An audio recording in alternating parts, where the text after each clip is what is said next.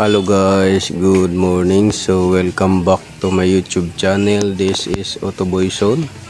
So nandito na naman tayo guys sa ating shop para magbahagi ng konting kalaman dito sa ginagawa nating air conditioning. So conversion yung gagawin natin dahil mali yung parts. So dito guys ay tinanggal na natin yung lumang compressor at pinag-comparison natin guys yung luma sa bagong dating na surplus. So surplus nito guys at magkaiba yung bracket nila, ang butas, at yung pulley nila din guys ay magkaiba yung design. So dito ay tatanggalin natin at i-convert na lang natin yung isa dahil hindi papasok to doon sa belt at hindi papasok doon sa bracket. So tatanggalin natin yung clutch pulley upang ilipat natin yung kabila at yung kabila naman na ibang parts na pwede nating iswap. So itong unit na to guys ay Kia Rio at Mazda. So dito guys ay fast forward tayo. Natapos na natin. So ito na yung finished product natin. Nilipat natin dyan yung clutch pulley at back plate cover nya para sumakto doon sa pagkakabitan natin dahil malayo siya ng konti. At itong expansion valve itatry nating linisin na lang yan dahil hindi kasama dun sa binili ng mayari.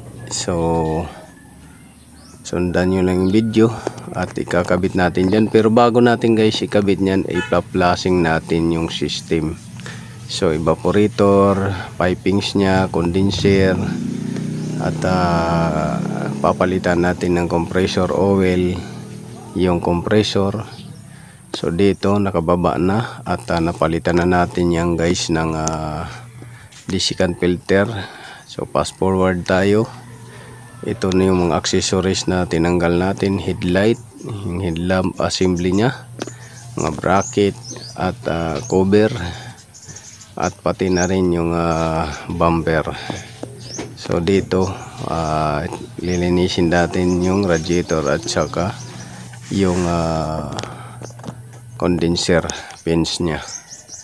So fast forward ulit tayo guys dahil natapos na natin yung pagkabit ng mga part, compressor, na flashing na rin natin lahat-lahat, nalinisan, na flash, nalagyan ng compressor oil. So ito na guys at binabacuum na natin para matanggal yung moisture sa system.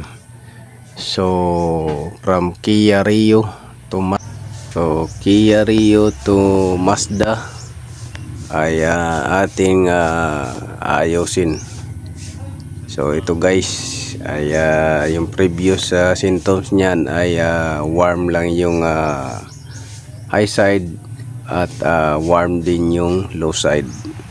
So dito ay naikabit na natin yung lahat ng accessories at maya maya kakargahan na natin to para ma-check natin kung lalamig ba siya ng husto. So dito naman sa loob guys ay wala tayong gagalawin dyan dahil malinis naman yung air duct nya at saka exhaust system nya, pati yung filter. Papalitan na rin natin yan guys, yung cabin. So yung mga ventilation nya, grill ay okay naman, hindi naman stuck up, hindi barado. Sa system walang actuator na barado rin or stuck up. So wala na tayong gagalawin dyan. So dito lang tayo sa labas. So tatanong kayo guys kung yung pyesa ng Kia Rio ay pwede ba sa Mazda. So pwede yan guys, pagpalitin nyo lang ninyo guys yung backplate cover at saka front plate cover, pati na rin yung pulley. So yun lang guys, para sa kaalaman ng lahat, maliban doon sa mga eksperto na at saka specialist na. Sa mga beginner lang tong video natin. This is Autoboy Son. Salamat sa suporta.